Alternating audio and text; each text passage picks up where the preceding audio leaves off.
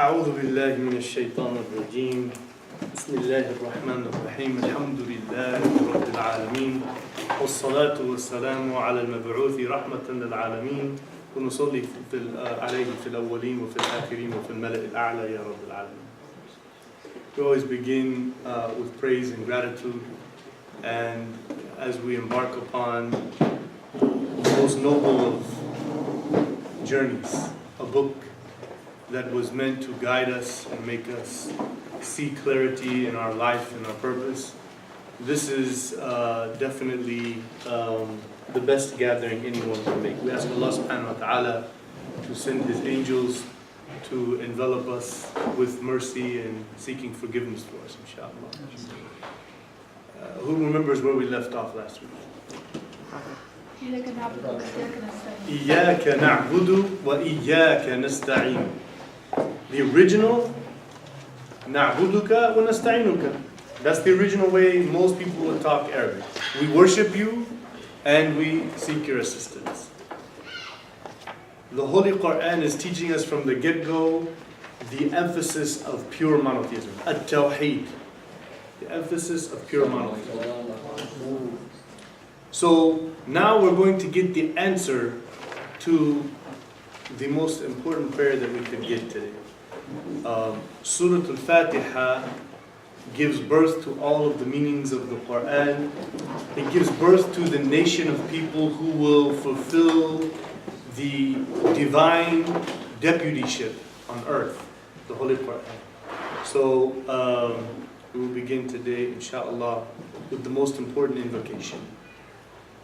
If we passed all of our college, high school, and got good grades, and obtained a lofty doctorate degree, and got married to a beautiful spouse and wonderful person, and had beautiful children, and became very wealthy and all of that, that is all beautiful things. But if this particular prayer was not fulfilled, then all of that would have been for naught. It would have no value when it comes down to it. So, after we set our hearts straight on the path of pure monotheism, and we emphasize the value of calling upon Him as a type of worship. Who remembers the hadith of the Prophet? Ad-du'a huwa al-ibadah. Supplications and prayer is the essence, the core reality of worship. Why? Because worship is a relationship between the compassionate, beneficent provider and caregiver and master to its servant, to his servant, as it were. When we say his, do we mean that God is like a male? No. That would be blasphemy in Islam. It's a mechanism of linguistics. Hebrew, Aramaic, Arabic, Latin, Spanish, French, most of the languages of the world assign to all words a masculine or a feminine nature. This doesn't have to do with male and female, it's just the way words are. And it happens to be that all of the words that we know of for God in most languages are masculine, right? Somebody like to interpret into that, but that's their own thoughts, right? So, at the end of the day, now we're going to make the most crucial prayer that could be made, which is what? Now we're making the prayer. What is the prayer? Guide us on the straight path. Ihdina as-sirata al-mustaqim, right? So, if you'll notice from the last one and this one, when it says na'budu, the na, that is indicating that there is a nahnu, technically after the verb. And when it says ihdina, instead of ihdini, guide me. Ihdina, guide us. So you see the underlined we here. It is you we worship. It is you we seek help. Meaning what? Islam is not just a personal connection with God, it is a collective. It is a collective connection with Allah subhanahu wa ta'ala. So then, as we make this prayer, we're emphasizing that we collectively, as a unified body, we need His guidance. We need Him to facilitate us the way back to Him. The idea is inna lillahi wa inna ilayhi raji'un. Customarily, most people use this verse as a statement you say when someone passes away. But the ayah says, الَّذِينَ إِذَا أَصَابَتْهُمْ مُصِيبَةٌ قَالُوا إِنَّا لِلَّهِ وَإِنَّا إِلَيْهِ رَاجِعُونَ. The believers who understand the nature of this life and its reality, they, when afflicted with some hardship that they perceive to be bad, they say, indeed, we are God's property. We came from Allah and we will return to Him. Meaning what? I see myself as a passerby. I'm a stranger in this land. I came from heaven where my soul was created before it was brought to my mother's womb, right? And my soul is on its journey back, right? So this life that we live in is flawed. And there's all kinds of influences and desires and hardships that could easily lead us astray because of a selfish desire to have everything we want here in this world, rather than preparing for eternity, where if you have led the correct lifestyle, you will get everything you want and more, right? So that's the idea of it. So ihdi means what? Ihdi, guide. Na, us, like nahm. It's the connected object of the verb. As-sirat, pathway, right? Mustaqim, straight. Meaning what? This world will offer you many different ideas and ways of living that will take you this way or that way, and meaning you will lose purpose and be straying from the way back to where we came from, which is where? Heaven, right? We were created from a heavenly source. That's where all the beauty of our life comes from. Then it was brought down and tested on this earth and given an inspiration, and prophets were sent. Right? Allahu Akbar. Allahu Akbar. Allahu Akbar. Ashhadu an la ilaha illallah. Ashhadu an la ilaha illallah.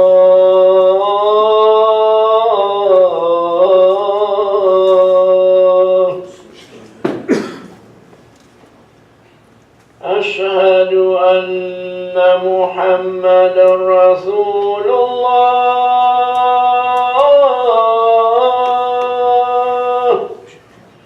Ashhadu anna Muhammadan Rasulullah.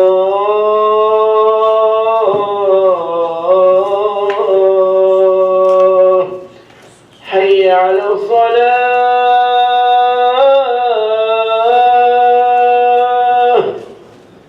Hayya ala salah.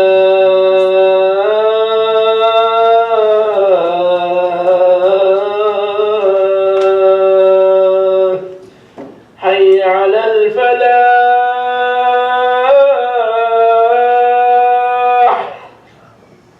حي على الفلاح.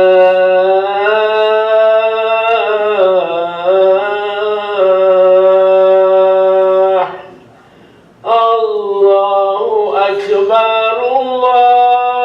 الله أكبر. لا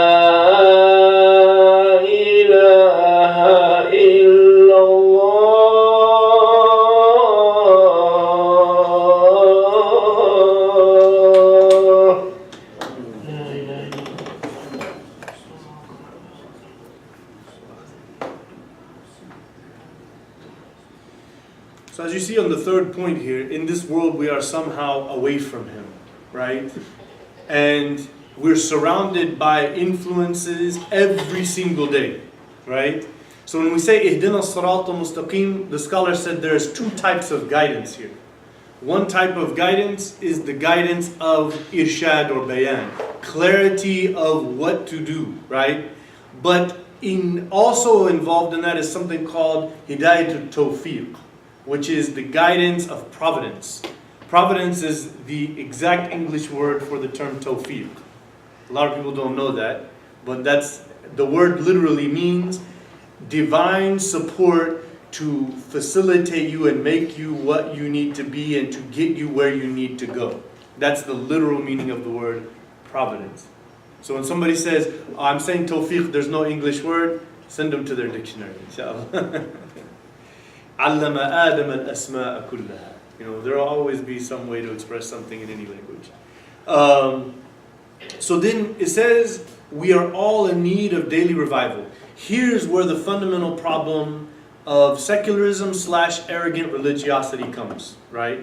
Both of these two extremes fall into a pattern where people pray, and they're saying this prayer, but they don't think that means. Why would Allah ask us to pray at least 17 times a day, guide us to the straight path?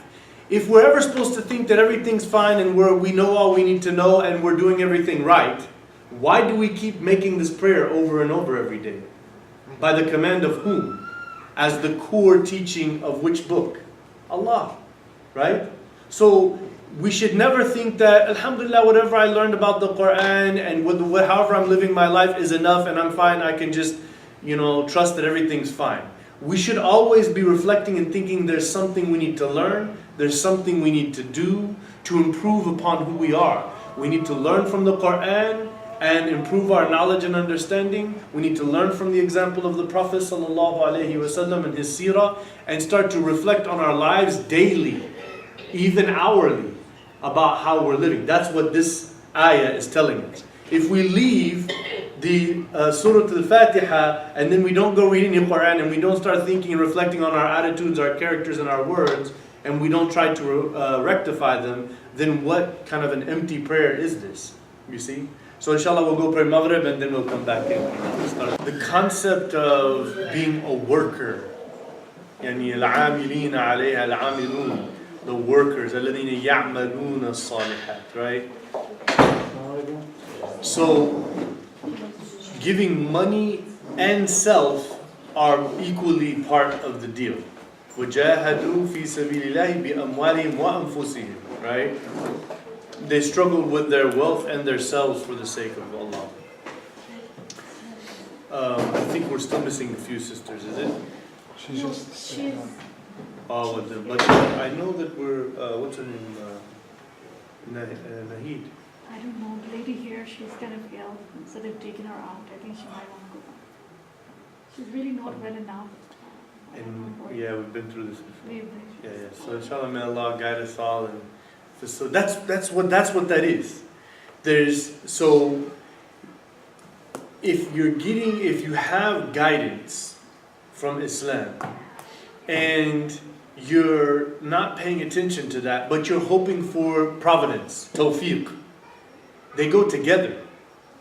Hidayatul irshad wa hidayatul tawfiq, they are an inseparable pair. You cannot say, okay, inshallah, Allah will magically, mysteriously create a miracle for me, even though I'm not following what I'm being told as far as clarity of what is the method and style of doing it, right? So that's basically where, like for example, I'll give you a beautiful example of this. Somebody says, you say, brother, I know you're better than this. You're a believer. Stop smoking. He says, pray for me. I can pray for you until my face turns blue. But until you stop smoking, it ain't going nowhere. You're told don't smoke. He says, where does it say that? It says, do not harm yourself, do not waste your money. Khaba'ith are nasty, stay away from them. Allah made them haram. Don't harm yourself or others. All that kind of stuff is there, right? So that's basically, it's on you at that point. You can't just continue to smoke, hoping Allah's going to somehow change you, right? So that same thing as people don't pray. Say, brother, I noticed that you weren't praying. He said, please pray for me. No, the prayer ain't gonna help you, man. You gotta try your best. And see, somebody might say, well, no, prayer will help. If he prays and tries to start, at first it might seem, but the more his heart is inclined, Allah will make it easy for him. You see what I'm saying? The prayer, answering the call to guidance at the same time as hoping for divine providence, they go hand in hand, and that's how it works. فَأَمَّا مَنْ أَعْطَى وَاتَّقَى وَصَدَّقَ بِالْحُسْنَى فَسَنُيَسِّرُهُ لِلْيُسْرَى. Whoever gives out of their wealth, and they are spiritually conscious of their soul's worth and value, and they're believing in affirming the goodness of the heaven and the presence of God in their life, then we will facilitate for that person that path to heaven, if they did those things, right? Okay, let's get back to our program here. We are all in need of daily revival. That's the reality. So, Ihdina Sirat al-Mustaqim is the ultimate verse of Muhasabatun Nafs. It's the ultimate verse about self-accountability, about spiritual purification. It's saying, by myself, without a constant reflection through your guidance and with your help and facilitation, I will fail. I know I will fail. I need to constantly be reminded. And this is where so many pastor friends of mine, when I become close friends and we come at one of those comfortable places where I can say, so what is it about Islam that you like or don't like or whatever, honestly, I will say across the board, they say, it is amazing that you pray 5 times a day, and I can't, I can't imagine how probably that grounds you in your spirituality. And I tell them, look back to the Jews. They were always praying 3 times a day. Till now, all Orthodox Jews pray 3 times a day. And each one, some of them like 10, other ones like 15 minutes long, right? So they pray 3 times a day, in the early morning, in the middle of the day, and in the nighttime, right? That's every day, right? So this is something that got lost somewhere, is what I remind him, And so that's where, most people appreciate our... question. Yeah, go ahead. Did Jesus ever have any kind of revelations that made prayer at a certain time compulsory? It appears from what we do have from the modern, what they've kept from the Gospels, is that there was regular prayer going on. That was happening. As a structured daily prayer, I don't recollect so many references to it. But I can tell you, when the Gospels were standardized and over time, by that time, what was Judaism with Jesus as the Messiah had been completely transformed to a new thing, right? Which went from Saturday worship, which is the history of Jews, to Sunday, which is which is where they converted. So there's a whole process of innovation that we should be concerned about with the modern secular times, where people are trying to just decide this is Islam or that's not Islam based upon what people are thinking and saying and what the state is comfortable with and so forth, right? So that's where we should kind of stick to our guns when it comes down to revelation and guidance. And so culture, when the door is open, the door is open. Okay, so if we think about Ihdina Sirat al-Mustaqim, as we have here as the last point on this page, it's the fundamental question that joins all the pillars of faith, right? The Quran is about 3 things. Yeah, go ahead. You mentioned the 2 types of guidance. The first one is tawfiq, and what's the second? No. The first one is guidance to the right way of living. Showing you what is the way of life you should live. That's irshad, just to guide you. Irshad means to guide you. It's like almost another word for hidayah, right? And the other one is tawfiq, which is divine providence, where you're trying your best, as we've talked about. You're genuinely trying your best in your spirituality, but you always need divine support. It's not all on you. That's what we're being told. When we said, إِيَّاكَ نَعْبُدُ وَإِيَّاكَ نَسْتَعِينُ, what we're saying is, by ourselves, we will fail. Right? We need you. So even if we know about Islam information-wise and we know the guidance, without your help, we still will not get there. So both of those types of guidance are inseparable, right? So as we said, the Quran has 3 principles that have the 6 pillars of faith under them. And that is the knowledge of who is God, who is the creator, supreme being, right? Defining that for anyone. Secondly, what is his message? What is he trying to tell you to do with your life? What is the ideal, godly, divinely inspired way of living? And number 3, preparing for eternity after we pass from this world, right? That's the 3 concepts. So when you ask, Ihdina Sirat al-Mustaqim, that's basically what you're looking to get, is all of that, right? Show us the straight path. What is the straight path? So, Sirat al-Ladina an'amta alayhim, the path of those whom you have favored, right? An'amta alayhim, so you say, na'am, ni'am is like, it's like soft and nice, na'am, something that you're comfortable with, you like it, it makes you at peace, right? So, an'amta alayhim, the ones that have the way that you want for them, and they're comfortable with it, and they accept it, and they like it, and they're enjoying it, and they are preparing for an eternal peace in that concept, right? So that is the path of those whom you favor. غَيْرِ الْمَغْضُوبِ عَلَيْهِمْ, not the path of those who have earned your displeasure, right? And not the path of those who have gone astray. وَلَا الضَّالِينَ. Dal is someone who's away and they're lost, right? So the thing that we're saying here is it's his path. You see, it's his path and it's his blessing upon us. And that's what makes us more than an animal, is that we're aware of it. Even before we know revelation, we are aware of a deep moral kind of awareness that no other being is, right? فَأَلْهَمَهَا فُجُورَهَا وَتَقْوَاهَا قَدْ أَفْلَحَ مَنْ زَكَّاهَا وَقَدْ خَابَ مَنْ دَسَّاهَا. So when we're saying that, we're saying what? It's the famous hadith that some secular folks have misunderstood. Whenever the Prophet said no one goes to heaven by their deeds, he's not saying that your deeds don't get you to heaven. Of course they do. He's saying that it's not your deeds. It's not you, the religious person, who forced Allah to create a Jannah and give it to you because you're such a holy, righteous person. You didn't do that. He did it. It's His rahmah, His compassion, His mercy, His beneficence, which He made and invented and then gave you a system. And then if you want it, He will make it easy for you and put you on that path. If you step towards Him, He comes running towards you and so forth. Right? It's all His favor. You wouldn't know about it. You wouldn't be aware of it. You wouldn't be able to do it. You wouldn't be able to understand it if it wasn't for His favor upon you.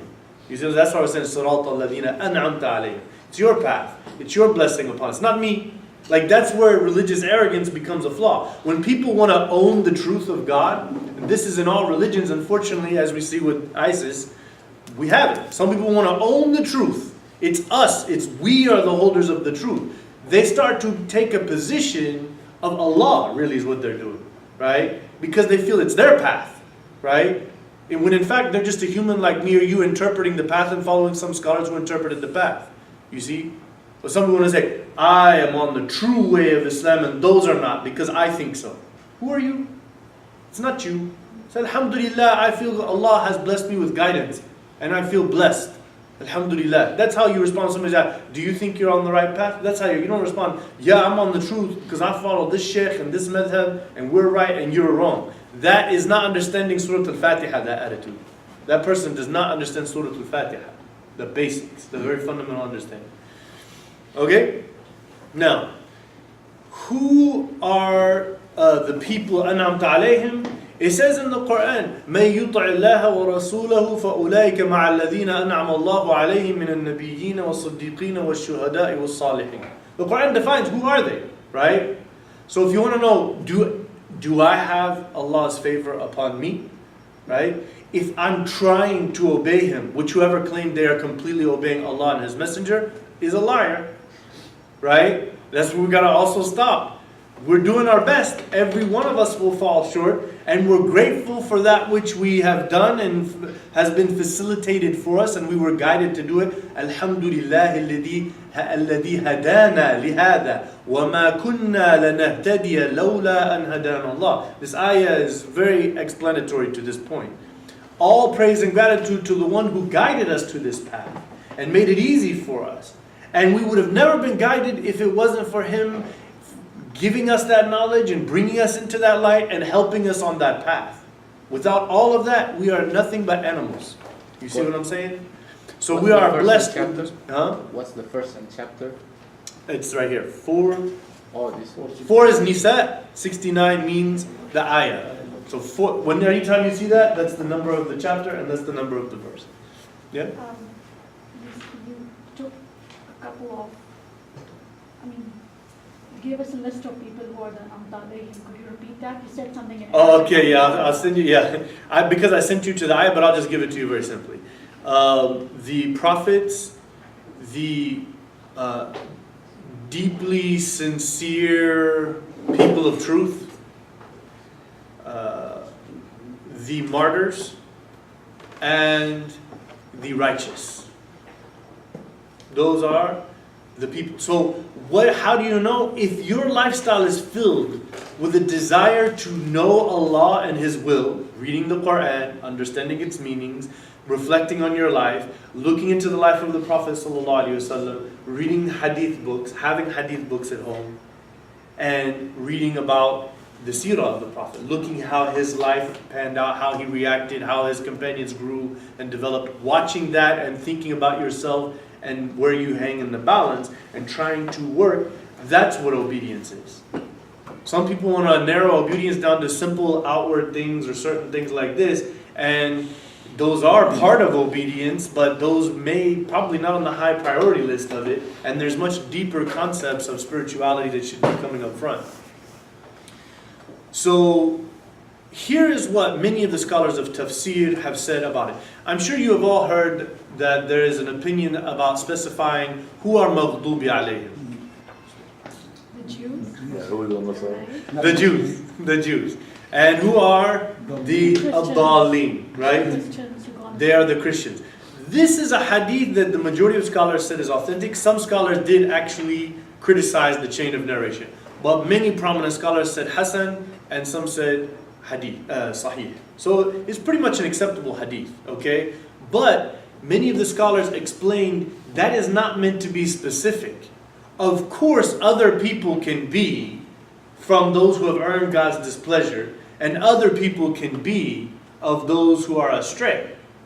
And I'm going to say this because I've read it in tafsir. Even Muslims, dare I say, many Muslims can be of these two groups, right? We have to be honest with ourselves. And I didn't invent this, okay? One brother, when I said in the khutbah one time, he said, what? Allah said it's only for the Jews in the... So the mushrikeen, mashallah, they were saved. So we put them, where are they? Anabta alayhim in here, right? You see? What about munafiqeen, who are called Muslims, by the way? You see? So... I have a question. Yeah, go ahead. Why did you translate, have earned your displeasure? Very good. MashaAllah, the brother is bringing a very good point. From the clear literal linguistics, Maghdubi alayhim does not say where the displeasure came from. That they are the subject of displeasure, right? Or they're the object of it. Yeah, it's the object of the verb, right? So they call it ism maf'ul, right? So the answer to your question is it's understood. Min an'amta alayhim, right? So somebody might say ghadibta alayhim. When you say maghdub, it's basically saying it's something that came up in it became of them. Yeah. So what it is that you have to take a position. So are all Jews maghdubi alayhim? I'm going to say from knowing many Jews, they're not. Okay? Does that mean they're Muslims and going to heaven? I don't know. That's Allah's business, where they're at, and did they accept prophethood fully? I don't know about all that. That's not my business. What I'm saying is, I know many Jews who seem to be very open to things that what we know why the Prophet said. Here's why the Prophet ﷺ seems to have said what he said, if indeed that is authentic hadith, as many scholars said. That there were Jews who well knew the Messiah was coming in Jerusalem. They've been waiting for it. Do you know how many Messiah claims were around the time of Jesus and the 100 years, 50 years before, 50 years after? Dozens of people claim to be the Messiah in that area of Palestine, right? It was Jesus who fulfilled at least half of it in his life with very clear miracles and deep knowledge of the scripture and trying to put them right, which is what the proper leader would do whenever he's coming after they've gone astray. And he made some very strong statements to that, right? So when we say that, let me clarify to you.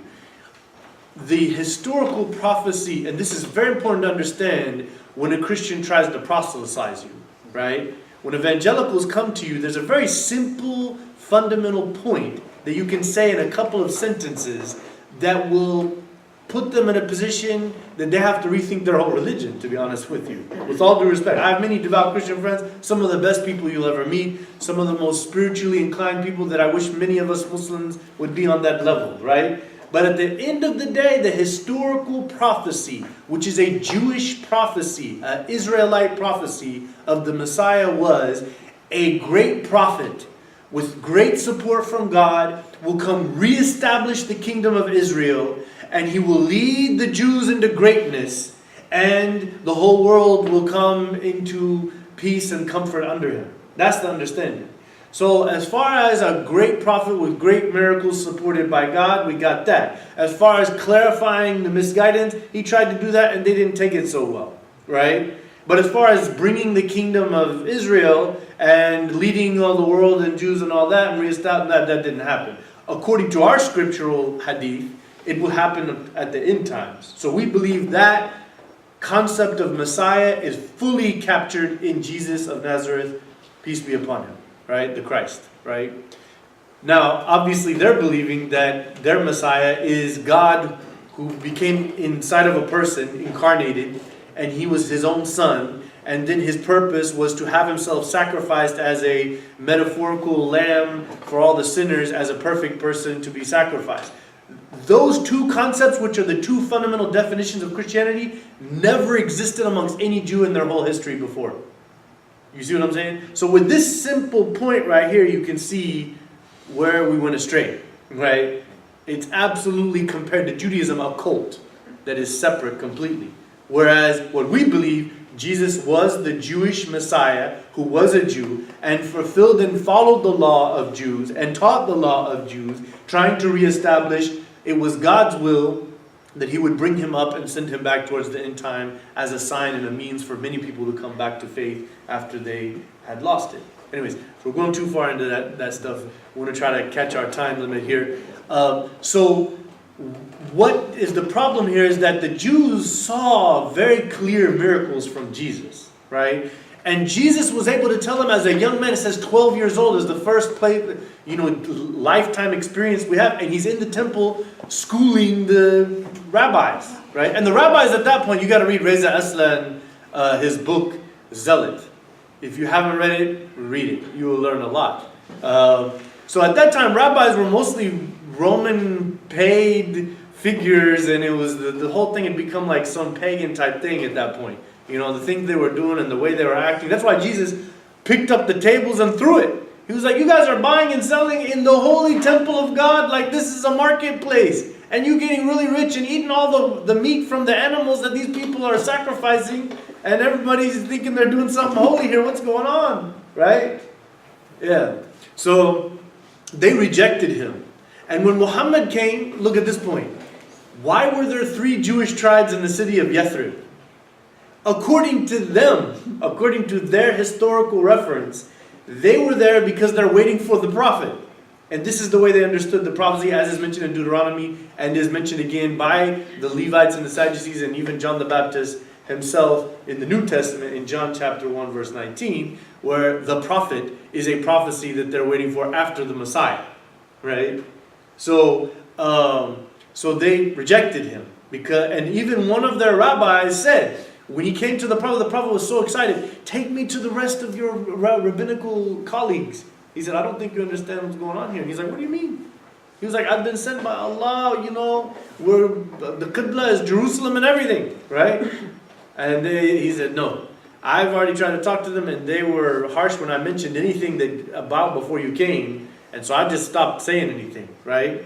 And so they were saying, prophets can only be from an Isaac bloodline, can never be from Ishmaelite bloodline, right? The son of the slave woman, right?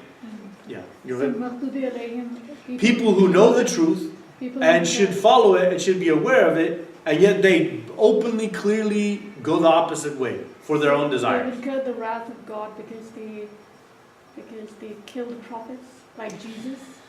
And No, John the yeah, Baptist, and yeah. they So it's refused not to the recognize- issue of killing a prophet, although that would be one manifestation. What it is basically, as we see right here, those who know and follow are favored. Those are the favored ones, regardless of which nation, which time, which people. That's who it is. That's what it's being talked about, right? They don't necessarily be from Muhammad's time. There were people who knew and followed Moses and Jesus. Those were the favored people of heaven, and they will be in eternity in the bliss of the gardens of heaven. Those who know and don't have, those who know and don't follow, I did not put follow, that's my mistake, So those who have know- divine displeasure. So those who know the truth but they rejected it. They know it and they rejected it. It's not necessarily, yeah, rejected is one way to put it, but clearly work against it is another way to say it. To work against it. Yeah, And conspired against it. yes, exactly. هل المغضوب عليهم ما حدث يوم السبت؟ That's جزء منهم. Some of them, went against the Sabbath practices. Even now, most of them are going against that. I've sat with Orthodox Jews in Michigan who basically, said all those reforms and people are not real Jews from a religious standpoint. They may be related to me through a ethnic thing, but clearly those are not Jews. That's what the guy told me. He's a rabbi. And I said, well, he's like, yeah, they don't follow anything right. They've rejected the Torah and they're accepting X, Y, and Z and all that. Yeah. So Maghdubi alayhim would also be the kuffar then? Because they would cover the truth. So, no. What's the difference? Yeah, see, I would say the mushrikeen in general, or most people generally fall under dhalin. Dhalin are people who, they want to be good, and whatever they've been exposed to, they think it's right, but it's absolutely nowhere, it's not the truth, which is what we said. So many Christians are very loving, sincere people with a very good heart in the right place, and we can learn a lot from them, looking at how they go to Africa and spend their life under terrible circumstances to try to bring their message to others. But the fundamental basis of the creed and doctrine that they're following is not the historical Israelite message. It is completely separating and making a whole new thing. Basically, it's saying God changed his mind about his entity, his law, and so many things. Like, God just switched up on us, basically is their idea. Our idea is, it's always been the same. There was always a law, there was always a message, there was always a way. Prophets were always doing the same kind of things, teaching the same kind of a general, obviously same belief, same message. God did not change in his nature. He's always been constant and pure and absolute and perfect, right? So that's where when you say God came down and became a human, and then when they asked him when the day of judgment was, and he said, I didn't know. And when your Christian friend tells you, well, here he's functioning as a human, and then they say, well, he's also God, but right now he's acting as a flawed human. That's what we're going to say. That's all against the history of Jewish theology of defining God. It's thousands of years we're talking about. You can't just come and change that because we want Jesus to be God. So that's where the emotion overpowers the clear-cut scriptural, historical knowledge of reality from a religious perspective. Yeah. So, yes, there are Muslims who know good and well what is the truth, and they work against it, right? And so, hypocrites are definitely maghdubi alayhim. There's no question about it. Maghdubi alayhim, people who have earned God's displeasure, people who came to see the truth, it's been right in front of them, they've been around it a lot, they know it, and for whatever reason, they're working against it. Or they're showing two-faced and causing friction and turmoil, right? Similarly, there are Muslims that are born and raised and never really knew anything. And, I was blown away in my mind whenever I was in Kuwait and I worked for Islam Presentation Committee when I met a brother who's responsible. I was responsible for English dawah affairs of dealing with all of the English-speaking people coming in and out of Kuwait. And so I met the brother who's responsible for the Bengali. Well, when I met him, I said, well, isn't Bangladesh like 99% Muslim? He's like, yeah, but I'm going to tell you right now, maybe 75% don't know anything. And I was like, what? He's like, yeah, it's a secular communist. We had all kind of problems and there's no education. Would you say that's about right? You come from Bigland. Yeah. Is it reasonable? Yeah. I want to make sure I'm speaking right. And he was telling me like that. And he was like, yeah, if you ask them, what is Islam and any details or how you pray, they're going to not know anything, many of them.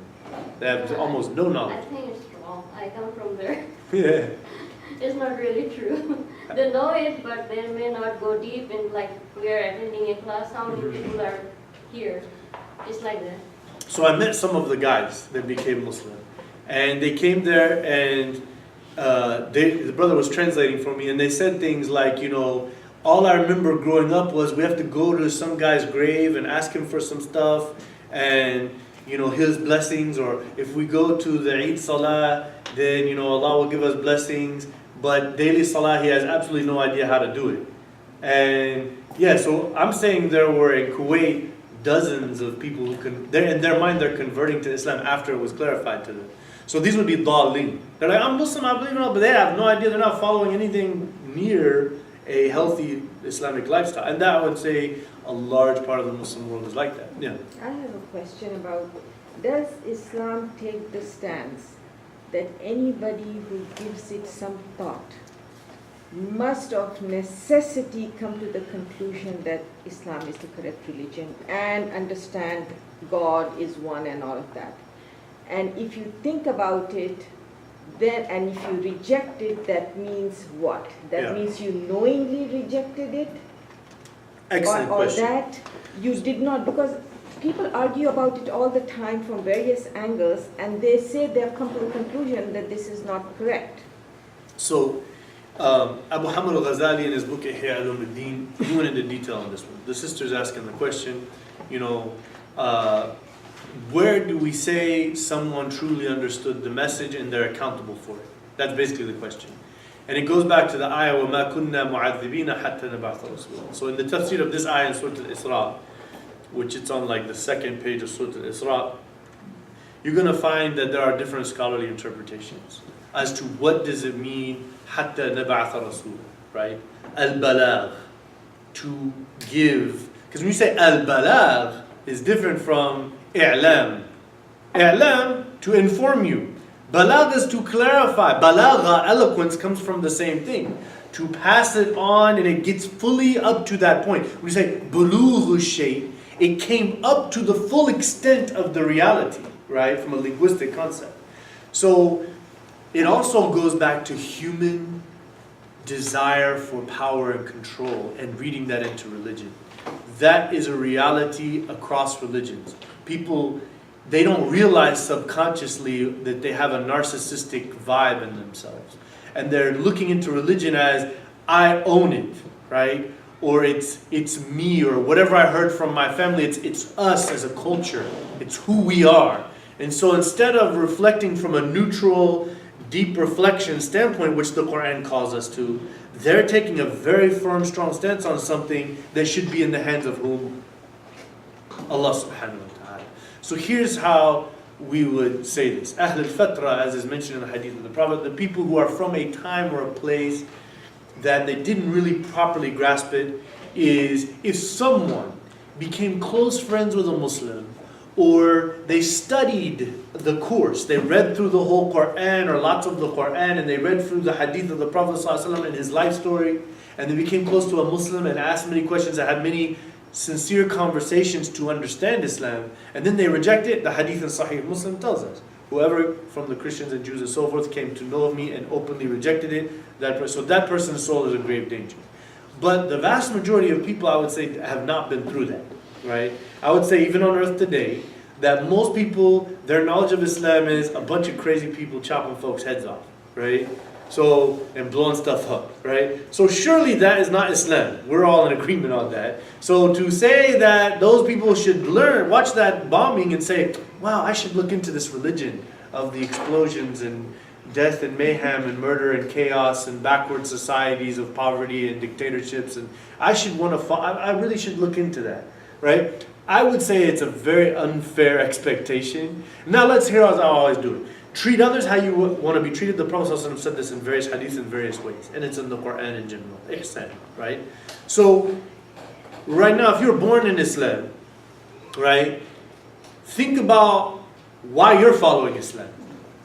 Because your parents, and your society, and your culture, right? Maybe you studied and came to see the truth, and now the evidence is clear and it's illuminated for you. But most of the people that you know did not do that, right? So why are we asking or expecting upon so many other people something that we probably have never done ourselves, right? And so it's a deep thing. The way I deal with it is to say, Allah knows best, we hope and pray for them. Why? Because that was the prophetic model. فَلَعَلَّكَ بَاخِعُ نَفْسَكَ أَلَّا يَكُونُوا مُؤْمِنِينَ. We won't go to the extent of being depressed that people are not converting in mass numbers. But we will definitely hope for all of them to go to heaven. And we will hope to find good in them. We will hope that if we came to see the light of God in Islam, that they could see that too. But it's not my business. It's between them and God. And it's none of our business when we say Maliki Yawmiddin from Fatiha. Who is that? He's the owner and the king and the judge of that day when we will all be equal in front of him as human beings with choices and decisions that we made. Right? So I think I take the position amongst the scholars that it has to become really clear to them. They know it clear and plain as day. It didn't come mushawwah, as they say. It didn't come all confused and tainted with some evil and falsehood, right? Like some of these emails that go around. Like, I've been now spending 7 years trying to talk to my own sister about Islam, but she keeps bringing back, how old was Aisha? What about these wars? And they killed the people and the Jews from Bani Qurayza. And I'm like, you are cherry picking some things and not even willing to listen to any sort of context on those issues. You think you've got your case and you've never looked into the rest of the Quran or the Sunnah to see exactly where those fit in. You think somebody has made a case, right, for you, which is based upon a cherry picked anti-Islam agenda. And it is not based upon any sincere, and it's not even desiring to learn from Muslims. If this is what your religion is, why you're not even going to listen whenever I start to answer you. You think case closed, that's it, it's done. This is not a religion of God, for sure. We all know it by fitrah. That's what they're saying, right? So those people, I know you're annoyed by them, and Allah knows best where their heart is, but I think let's hope for them to be guided. And as long as it's not like hatred and they're just cussing you out and saying mean things to you, I think inshallah we continue to be an example and try to at some point open their eyes if they give us the good opportunity and we're not proselytizing or being annoying to them, right? Wallah. Yes. I know the Christians feel that it's an important duty for them to proselytize to us. Only a small amount of Christians think like that. Okay, and is it our duty to convert them? We can't convert anybody. So we're not. إِنَّكَ لَا تَهْدِي مَنْ أَحْبَبْتَ. The Quran says you cannot guide people, no matter how much you love them. Right? So it's not our business to ever even intend to convert a person. Our business, as we're told in the Quran, is to be an example of calling. وَمَنْ أَحْسَنُ قَوْلًا مِمَّنْ دَعَا إِلَى اللَّهِ وَعَمِلَ صَالِحًا وَقَالَ إِنَّنِي مِنَ الْمُسْلِمِينَ. Be proud of being who we are. Let it be known. Don't try to hide. Don't try to sneak around. Don't try to not act like we're Muslim. Don't want to pray in front of folks. Don't want to follow our religion. Willing to give in whenever it needs to be. See people start cussing around us, we start cussing. Well, they're around them. It needs time to pray. We don't want to pray because we don't want to offend. Those, when it comes to the social hugs and things between genders, we give in to all. If we're giving all that, then we're not standing for who we are, right? So, we be a good Muslim with the character of a Muslim, and when we find the wise, number one hikmah would designate we don't annoy people. How do you like it when somebody tries to convert you? You don't like that. Everybody's annoyed by it. It shuts off your desire to like that person in general, much less listen to anything about religion from them, right? So you have to build a bridge in which somebody's interested to ask from you, and then you would get to the point So quickly. it's not a responsibility to try and convert. It is a responsibility to present the message, right? Yeah. So if you become good friends or have a good relationship, or you find an opportunity, right? So for example, I'll give you one famous example. I give this too many times, but we're taping. I don't think I have it on there. If I'm going through the checkout, somebody's like, "How are you doing today?" I said, "Well, I'm thanking and praising God." They'll say, well, that's a beautiful statement. I said, yeah, the Prophet Muhammad told me that. Bam. Bada boom, bada bing. You brought yourself into that one. And there are dozens of other ones that you could get into, right? Like, for example, you're in a situation where you work with somebody, right? And they want to shake hands or hug or something. Be like, you know what? I know that you're just a loving person that's trying to respect me, but from my faith as a Muslim, chastity and modesty are core principles, and we try to work really hard on that. So we generally don't do physical engagement between the genders. How long did that take you? 5 seconds? 10? Maybe 10 at most. And do you think that person would go, well, that is, they're going to get all angry at you, start throwing stuff at you? No, they'll be like, wow, that's amazing, I think they'll be really embarrassed. No, I'm not saying you're in some setting of public thing, you don't know this person, you're just meeting them for the first time. The scholars would say here, number one, desire is probably not an issue, you're out in public and it's a strange person. And number two, from a professional respect standpoint, Islam does respect culture. But I'm talking about in the case where you will know this person, you will interact with them on more than one time, you have an opportunity to take them to the side and have that very easygoing, smiling presentation of it. If you say, my religion says that I do not shake hands, then you did not have any wisdom. You have failed miserably, right? Please forgive me, I don't mean to be weird, but in our faith we hold chastity and modesty very sacred, and so generally we don't physically touch. Very easy. Nobody's gonna get upset. Nobody. I have had so many good responses. I had some awkward responses that later I'll give you one example from a pastor lady who she tried to give me a hug once when I first met her, and I was like, okay, I just. And then the next time I saw her, I took her to the side. I said, Kathy, I know that you're a loving, compassionate person. I know that's your intention, but in Islam we have this modesty and chastity. We don't want to have a physical kind of awkwardness there. So if we can just give a, how you doing, she was like, okay, yeah, all right. So at that time I could see that she's like, she sent me a text a week later. She said, I've been thinking that whole time about where chastity and modesty is in the Bible and how maybe we're loosening up because of modern culture, right? That's our place, that's our role, to be representatives in culture. How about shaking hands? Yeah, so in a professional environment, you don't know this person, it's in a situation, many of the top scholars of the world who listen to our explanation about how that scenario will plan out, how it will look, particularly with this constant bombardment of Islamism, extreme enforcing Sharia law and all of that, they have said that the justification for the ruling is desires and the potential for a wrong relationship.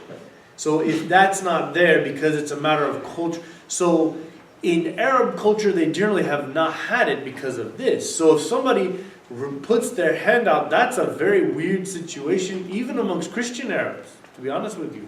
They'll be like looking at you, like, So Christian Arabs also don't touch that much? Not as a religious principle, but Islam has affected that culture, right? Okay. And they see it, and I can guarantee you, if you didn't shake hands, there's no way you're going to end up without your clothes on in some bad situation. It's a blockage, you see what I'm saying? It will stop any means to the wrong way of interacting, right? So that's basically, I found that works every time, if you have an opportunity on the side. But if you're in the public scenario, you're going to have a professional thing, right? So, as a doctor, somebody comes in the first time, after you get to know them and everything, you go through the fast and everything, I really respect you and, I understand the cultural implications, but here's what in our faith, so in future, if we can, just keep the door cracked or have, not be alone, not physically touch, and they will totally respect that. I found that. That's the way it is. Yeah. Yeah, what do you think we should say if it is okay to say Amin in our heart when we give charity and the people to homeless, and then after we give it, then they'll say God bless you, and then whenever they say that, I'll always think about what you said, this is what my religion taught me to do. I would like to say that, but That's on the traffic light. Whenever I just give the money and the green lights appear, I just hit my throttle and then say Alhamdulillah in my heart. I think Is there it were. okay? I think there were two things here. The first one was, if somebody said God bless you, say Amen. Thanks a lot. You know, the prayer of a non-Muslim is, by the majority of scholars, God answers prayers, right? So when it says وَمَا دُعَاءُ الْكَافِرِينَ إِلَّا فِي ضَلَالٍ, that is talking about praying to idols. This is, if you read, it's in Surah Al-An'am, if I'm not mistaken, or Surah Al-Ra'd, and it's a Mekki surah talking in the context of people praying to false idols. But when a person says, I'm praying to God, God bless you, they're not talking about anything other than what we call Allah in Arabic, right? So, and they're confused if you try to say, well, doesn't that mean Jesus to them? If you say, who is God? They're going to say very quickly, I'm going to say a large percentage of Christians, the creator of the universe, the supreme being, right? That's what the word God, that's what that means to the first thought of any English speaker, right? You would have to become a very, I'm not going to say brainwashed, but very devout Christian to start to think that God is Jesus, right? That requires a lot of training to come to that conclusion. So now we get to Ami, right?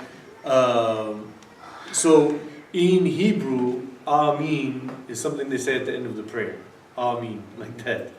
So it's a historical word that's been there. And it means either, so it be, فَلْيَكُنْ, as some scholars said, or Allahumma astajib. Or Allah answer our prayer. Amen in English means the same thing. So to correct some brother said some prayer, somebody said Amen. Look, that's Ameen. We're talking English here, man. Now, if I'm in the Salah, and I'm like, Amen. That's not right. That's not Arabic. That's not how it flows. That's not the way the Prophet prayed. We're making some new prayer here. But outside of that, while praying and talking in English, Amen is coming from the literal Hebrew root Amin, which is where Amin comes from. So the Hadith and Sunnah, I'm sure you've heard the classic conundrum. To say Amin out loud or not, right? So the Hadith from Sunan Abi Dawud, it's also mentioned in Tirmidhi. I heard the Prophet praying, and at the end he وَمَدَّ بِهَا صَوْتَهُ فَقَالَ آمين وَمَدَّ بِهَا صَوْتَهُ وفي رواية أخرى رَفَعَ بِهَا صَوْتَهُ. So really no room in the face of an authentic hadith here there's no doubt about its chain of transmission, and the text says, the Prophet said, Ameen, out loud, and he elongated it, right? So somebody might say, well, that's the Prophet. Well, the Prophet said, Sallu kama ra'aytumuni. Pray as you've seen me pray, right? Pray as you've seen me pray, right? So that's basically what that is. So that's why that's there. So Surah Al-Baqarah and Surah Al-Imran, these are the exceptions to the rule. All of the surahs that begin Alif, Lam, Mim, Ha, Mim, Qaf, Nun, all of that are Mekki surahs, except for Baqarah and Al-Imran, right? So that's just something to note, right? What do these mean? 17 opinions have been narrated by Imam Fakhruddin al-Razi, who was one of the big, he had a Tafsir al-Kabir, it's a big tafsir. So he said, okay, let's put all of them. They're all human attempts. We do not have a scriptural basis to say what it is. So what do we say? It's something from the Quran, it's recited like that, and we do it as it was revealed. For sure, part of this is to get someone's attention, because it's said like this, Alif, Lam, Mim. Nobody talks like that in Arabic, right? So clearly you are going to get people's attention. So just from the actual action of doing it, it's going to get people's attention. So that's part and parcel of the action. Number two, the fact that it wasn't clearly told what it means is part of what the surah is going to tell us right after we start about the first characteristic of believers. They believe in what? Al-Ghaib. To believe in the unperceived world. There are things that are going to be revealed that you don't know what it is or why or how and all that, but you will do it because you are certain that came from Allah, right? Yeah. So when we talk about the unperceived world, it has to do with the spiritual world and Allah. and not, of course, later on the Jannat will come in, so it's not the veiled people or veiled from us. It's not that. Oh, jinn are from the unseen. They're here on earth. So this is what the For some Quran time, says. bacteria was from the ghaib. Yeah. And that's just proving Think to about us. it, If you yeah. would have sit there and told somebody you must wash your hands when they're sick, 300 years ago, you must wash your hands. Why? Because there's these little microbes all over your hand. Like, you're crazy. That every sane, educated person in the world, whoever told them that, they would say, you're nuts. That's crazy. There's nothing on my hand. Look, nothing there. So that's a testimony to its arrogance to assume whatever you have come to know about from a scientific exposure perspective, that means that's what there is. You see what I'm saying? So that's a very detrimental attitude. So ذَلِكَ الْكِتَابُ لَا رَيْبَ فِيهِ هُدًى لِلْمُتَّقِينَ. We're going to try to get this over with in 5 minutes, inshallah. So in Arabic, ذَلِكَ, it means what? That. So you see it underlined this, right? So as we see in the second one, that book was prophesied, or that book that is so great. These are the two main, there's three really. Some saying it's related to Alif Lam Mim and it's like a khabar, right? It's like a predicate to Alif Lam Mim. I'm not going to give much weight to that because I don't know what Alif Lam Mim means, right? So either it's saying there was a book prophesied, right? To who? Bani Israel. There was a prophet and a book prophesied that was going to come. That's why they were waiting in Yathrib for a long time before Muhammad ﷺ came up. They were waiting in Arabia for this prophet who was going to come with this book, right? And so this is it. This is that book that was spoken of. You see what I'm saying? And then other scholars said, when you say إشارة البعيد للقريب يدل على التعظيم لهذا الشيء. That if you're talking about something that is, in essence, in reality, it's close, but you're calling it as something far, this is from an eloquent standpoint, you're giving it a special place of respect, right? This is what other scholars say, the book that is so great. So when you say, ذَلِكَ كِتَابٌ, that means that is a book, or this is a book, right? When you say, ذَلِكَ الْكِتَابِ, what are you saying? This book. It's an incomplete sentence. I think every Arab will tell you this, whoever went to elementary school. This is your basic stuff here, right? So whoever wants to say this is the book or this is the scripture, they're getting that from tafsir, but that's not the literal meaning. The literal meaning is this scripture, la rayba fi, is free of doubt, right? Huda lil-muttaqin. It is guidance for the pious, right? So when it says la rayb, it means its proofs are abundant. This is a challenge from the first verse of the actual book of guidance, right? This is the first verse of the actual guidance part of the answer to our prayer, Ihdina as-sirata al-mustaqim. This is the guidance, right? So it's telling you from the get-go, this book will not have flaws and defects and mistakes. It will bring an abundance of evidence as to where it came from. And if you study it sincerely, you will find that, right? And that's what we see so many people doing across history, right? The people who got to know the Quran and the people who believed in it have always grown drastically. There has never been a dip in believers or a huge apostasy. There has been people who apostated and people who didn't propagate and within a community keep it strong. That's pretty common today. Allahu Akbar. Allahu Akbar. But we're running out of time, so. Allahu Akbar.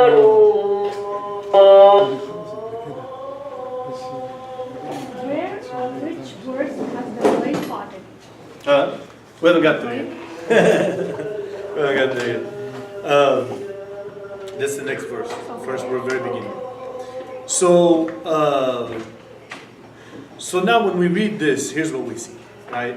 We can now gauge where we stand from أَنْعَمْتَ عَلَيْهِمْ مَغْضُوبِ عَلَيْهِمْ أَوْ الضَّالِينَ. Why can we gauge that? Because we're praying, guide us to the straight path, okay? Many scholars directly interpreted the straight path as the Quran. Like that. Other scholars said it's the whole of Islam, Sunnah, and all of that, right? But many scholars said the Quran. Why? Because of this verse. ذَلِكَ الْكِتَابِ. This book, that amazing book, has no doubt, it is the guidance for the pious. Once again, pious literally means in the dictionary, people who are observant of their obligations to God and avoid a sinful lifestyle. This is literally the meaning of taqwa, right? So piety is taqwa, pious are muttaqeen. Literally, with no missing meaning, right? But people will tell you, I have to say taqwa because there's no word for it in English. You can hear that a lot. We got to research our dictionary like our great leader Malcolm X did one time before us, right? It will help us to communicate the message strongly, as we were told in Surah Ibrahim. Having a dutiful, that's the actual definition, I took it off dictionary.com. Have a dutiful spirit of reverence for God or an earnest wish to fulfill religious obligations. That's the meaning of piety. I think that's it. Okay. So the first line in itself is like an answer to Surah Fatiha. That's what it is. Al-Baqarah is the beginning to the answer of Fatiha. So going back, how do we gauge? Are we anamta alayhim? How much do I read Quran? That's your answer. Do you want to know how much you are inclined to God and He is inclined to you? You can quantify that by how much you read the Quran. So many people feel very favorably about their spirituality in general, right? But if you're not reading the Quran daily for some time, right, then you're probably not so favored. Yeah. Imam, what do you think about the other qira'ah that says La rayb fihi hudan lil-muttaqin? It's acceptable, but many of the scholars they looked at the linguistics of it and they took ishkal. But it's acceptable to say ذَلِكَ الْكِتَابُ لَا رَيْبَ. This book has no doubt, right? Is of no doubt. Linguistically, there's a problem in that sentence. But فِيهِ هُدًى لِلْمُتَّقِينَ is definitely a second sentence. In it is guidance to those who are pious, to the pious, right? In it is guidance for the pious, right? Now, what do we learn? There's something in Arabic called mafhumul mukhalafa. Okay? Here's where I've tried to explain this to me. So when people come to me and says, you know, Imam, I can't pray. I just don't feel like praying. I'm into this, I'm into that. I'm doing this thing and this sin and that sin, right? And then like, you know what? I read the Quran, I just don't get much out of it. It is a very symbiotic relationship between your intentions and your attempt at spirituality and what you will get out of it, right? It's a symbiotic relationship.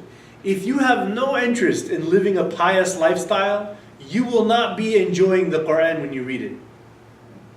You will not gain anything from it. You will not like it, right?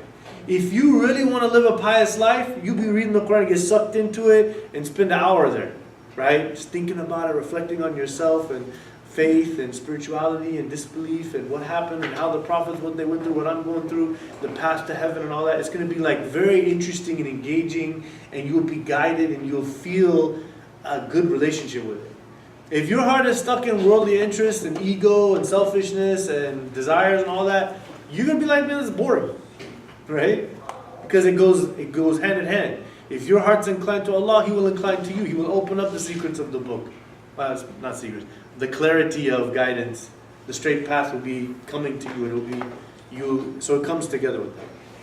So when they actually organize the Quran, I'm just saying, they must have organized it like this, with Al-Fatiha the first, and then Surah Baqarah being the answer to Al-Fatiha, right? Did they have that? So there is no Before they. we took that? There's no they. Sahaba. No, that is not. That has nothing to do with the Sahaba. Oh. Yeah, absolutely nothing. There is an absolute consensus on the order of the Quran when it comes from Surah Al-Fatiha to Surah Al-Nas, and everything in order has always been the same. In order. Same meanings in order. Not same words, and not same ending of ayahs. Okay? Some different words, some different ayahs. But they mean the same thing, and they follow the same order, and any Arab would read it and be taking the same stuff. You see what I'm saying? I don't want to get too much into this one, because people get confused. But that's how it was. And if it were any different, If it were any different, I can guarantee you Islam would have been done a long time ago, because the Quran and the Prophet put so much emphasis on the Quran being the foundation of our faith, right? So you can prove the Bible to have all kind of issues. Christians will go resort to, Jesus is in my heart, He died for my sins, all those people saw Him resurrected, so that's where my faith is. Even if the Bible has flaws, and you can prove that to me, my faith isn't in a book, right? For us, our faith is in a book, right? So if it was ever proven that there's something wrong with this book, or this book has clearly been, changed or something, then everybody would just give up. They would not be Muslim anymore. Yeah, my question was not that. My question really is that since Surah Fatiha is the beginning and it's the prayer, and Surah Baqarah begins with an answer to Surah Fatiha, did Prophet Muhammad organize it this way because they understood? I'm saying it again. This is Allah's book. It's His speech. It's exactly as it always was. So every Ramadan, since the first Ramadan, the angel Gabriel comes to the Prophet ﷺ and he says, this thing you've been reciting as a surah, here's where it will fit in order of the Quran, right? Okay. So that's how it happened. And so every time in Ramadan, Sahaba they may have, like for example, there's a famous hadith that's authentic, in which the Prophet was reading in Salah, he read Surah An-Nisa and then what? Al Imran, right? It was because of an assumption from him, right? He didn't have the clear knowledge from Gabriel, and that's where he was put, right? It seems that some of An-Nisa was being revealed before most of Al Imran. So it was a bigger surah. So he thought, okay, this is more complete. So then we see that everybody understood that Surah An-Nisa at the death of the Prophet ﷺ is after Al Imran, right? So clearly that was a prophetic ijtihad before Angel Gabriel has come to him. Other than that, the whole Quran is in the last Ramadan. Twice, yeah. And then so Zayd bin Thabit was there, Abu Musa al-Ash'ari, Ubay bin Ka'ab, many of the prominent scholars came to the Prophet that have already memorized it all in their mind, but they're asking the Prophet the order. So before the Prophet ﷺ passed by 6 months, he passed in Rabi al-Awwal, and so Ramadan came before that, about 6 months, isn't it? Yeah, so 6 months before the Prophet ﷺ's passing, he had been given the full order of the Quran, twice dictated from the angel Gabriel, and all the companions they took it from. And Angel Gabriel visited him during Ramadan and revealed the order it should be. Exactly. Okay. So, and that's something there's a few scholars who noted amazing connections between subject matters, which when you read the Quran, sometimes you're going to think, if you're honest with yourself, what the heck? Where did we go here? Right? That's how I'm talking about a human perspective of reading language. Not your faith that you became a disbeliever or something like that. I'm just saying you'll think like that, right? But if you listen to some of the deep analysis of some of our great scholars, it will blow your mind how those two are very much connected. And the whole flow of the surah and the surah after it, if it wasn't that way, it wouldn't be perfect. You see what I'm saying? Yes, I see. So we're going to go through a lot of that, the relationship between blocks of subject matter and the relationship between surahs, inshallah. Can you go to the previous? Yeah. We'll start that one next week, inshallah. Yeah, the second line that says that book. That means that book is already revealed to the lower heaven. No. What it's saying is, from a linguistic standpoint, that what is the subject matter of Surah Al-Baqarah? No, I'm not talking Hold on. Just follow with me. What is the subject matter of Surah Al-Baqarah? It's clarifying the history of the Israelites, right? That's what it's pretty much, the whole focus is about that, right? Why? Because they were the chosen, preferred nation of people, tribe in the world, that God gave them so many favors more than anybody else. And they were blessed and blessed and blessed for so many, many centuries. So God's telling us all these favors and blessings, where they came up short, where they stuck to it, who were the prophets, what did they deal with, so that we can take a big lesson of how not to repeat the flaws of such a great nation that unfortunately seem to make way too many errors. And by the way, they say this. Like when I talk to many rabbis, they say, the verse that Christians are trying to turn into is the tortured servant because of the iniquities of men. They're saying that is the Israelite people who God is torturing because we kept falling up short and breaking the laws and going against His will. This is what rabbis have told me about why the Holocaust and many other things have happened in their history against them, anti-Semitism and all of this, right? So, so that's the way they understand it. So basically, what's saying is, you Israelites who are hearing this Baqarah, and you're knowing what's being said, and the details at which you're getting about law and the stories, there's no way Muhammad ﷺ just knows this as an Arab shepherd guy in the middle of the desert with no Jews around him his whole life. Right? He can't know all this. They know it. And it's coming to them clear as day. Right? And so it's saying that book that was prophesied that you were waiting here for, right? Here it is. You see what I'm saying, that book? The one you've been heard, that one you heard about time ago. Right? That's what they're saying is why it's that. Is that clear? Yeah. Okay, so I think we'll just stop here and we'll begin next week with the first ayah of Surah Al-Baqarah, the second ayah. Yeah. If you want to listen to the lecture again, you said go to the ISD. Yeah, they'll be putting the, which I'll have to edit this one. But the one from last week is already up, or the one Which from the first icon do week. we need to press? I didn't see anything over there. It's not there yet? Okay. And even your PowerPoint is not there. No, the PowerPoint is there, I saw it. The first one. Last one was out of town, so we probably had time to. Where, Yeah. where you under? So on the front website, in the middle part, you're going to see a little line that says the first outline. So the first outline of the introductory class. But this outline and the one, but now we're in the third class, is it? Yeah. Yeah. So the second one and the third one are done. The first one's there. Okay. First outline of notes is on the front page. It's not a big thing. We're actually in the process of moving from one website to a much nicer, interactive other one. So I think he's like, doesn't want to do so much on this one while we're doing that one. جزاكم الله خيرا سبحان الله بحمدك اشهد ان لا اله الا انت